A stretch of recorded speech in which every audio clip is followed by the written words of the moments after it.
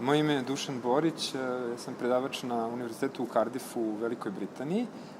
Bavim se Lepenskim virom i kulturom Lepenski vir i ostalim lokalitetima u Đerdapu već dugo vremena. Moja tema moje doktorske disertacije je bila mezolit i neolit Đerdapa, Lepenski vir i ostali lokaliteti, a između 2006. i 2009. godine zajedno sa drugim istraživačima radio sam na lokalitetu Vlasac koji se nalazi u blizini Lepenskog vira i tu smo otkrili slojeve koji za koje smo do tada mislili da su bili pod vodom i da su bili potopljeni nakon prvih iskopavanja Vlasca 70. i 71. godine. Tako da smo imali priliku da ponovo istražujemo jedan od lokaliteta koji su bili veoma značajni za razumevanje kulture Lepenski vir.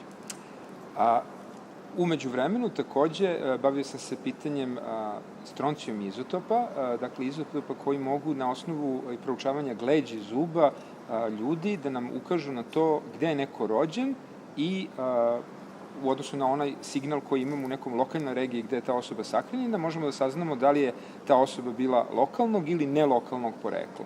I to nam je u Đerdapu bilo veoma značajno, jer smo zapravo dobili jednu izuzetno važnu informaciju. Ta informacija je da je mezolitski život na Lepenskom viru, a i drugim lokalitetima, po svemu sudeći bio veoma stabilan, sedentaran i da su ljudi tu boravili dugo vremena iz generacije u generaciju, dok je kada sa početkom neolita imamo priliv nekakvih migranata, nekakvih ljudi koji dolaze iz drugih područja Balkana po svemu sudeći. To su po svemu sudeći neolitske zajednice i ono što je veoma zanimljivo je da su pretežno žene bile te koje su dolazile na Lepenski vir.